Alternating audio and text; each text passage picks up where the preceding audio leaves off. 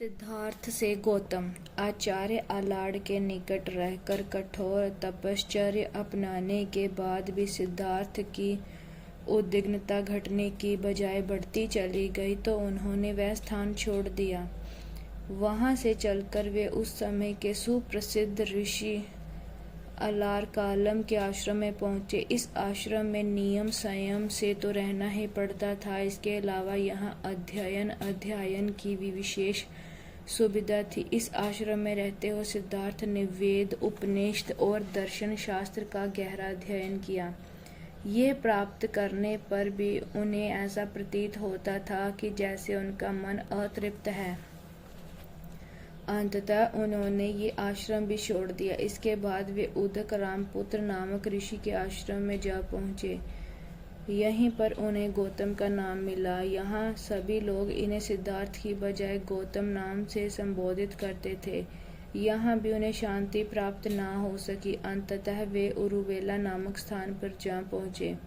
यहाँ पर उनके साथ 5 ब्रह्मचारी भी हो लिए। यहाँ उन्होंने 6 वर्ष तक निराहार रहकर कठोर तपस्या की। इस तरह उनका शरीर हड्डियों का ढांचा मात्र रह गया। कठोर निराहार तपश्चर्या से भी सिद्धि प्राप्त न हुई तो गौतम ने विचार किया कि इससे तो मृत्यु प्राप्त हो सकती है, किंतु सिद्धि कदापि नहीं।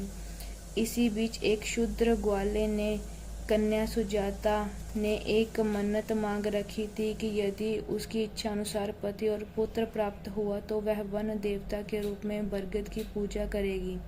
सुजाता की इच्छा पूर्ण हुई। अंततः उसने अपनी मन्नत के अनुसार 1000 गायों का दूध निकालकर 100 गायों को पिलाया और उन 100 गायों का दूध निकालकर 10 को और 10 का दूध निकालकर 1 गाय को पिलाया।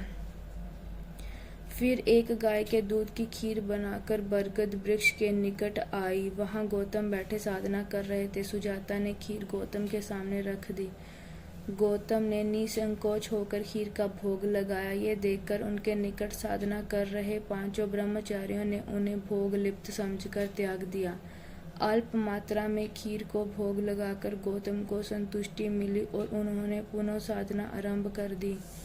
खीर का भोग लगाकर जब गौतम का मन साधना में भली प्रकार रत न हुआ तो वे निरंजना नदी के पास पीपल के वृक्ष के नीचे साधना में रत हो गए। साधना करते हुए उनका मन चंचल हो उठता था। उन्हें कभी अपने माता पिता, कभी पत्नी पुत्र तो कभी राजमहल आकर्षित करने लगते, किंतु उन्हें संयम ना छोड़ा। मन पर विजय प्राप्त करके वे ध्यान की पहली अवस्था तक जा पहुँचे। धीरे धीरे उन्होंने ध्यान की चारों अवस्थाओं को प्राप्त कर लिया। अब भूत भविष्य सभी उनके सामने चलचित्र के समान होने लगे थे। उस समय रात्रि का 3रा पहर चल रहा था। चारों ओर नीरव सन्नाटा का साम्राज्य था। उस गहन शांति के बीच गौतम को अपने अंतर में एक अनूठा प्रकाश जगमगाता प्रतीत हुआ। अनुपम ज्ञान की ज्योति उनके अंतर्मन को आलोकित करती प्रतीत हुई। तभी उन्हें शाश्वत सत्य के दर्शन हुए। उनके सारे संशय और भ्रम नष्ट हो गए और मन को असीम शक्ति प्राप्त हुई।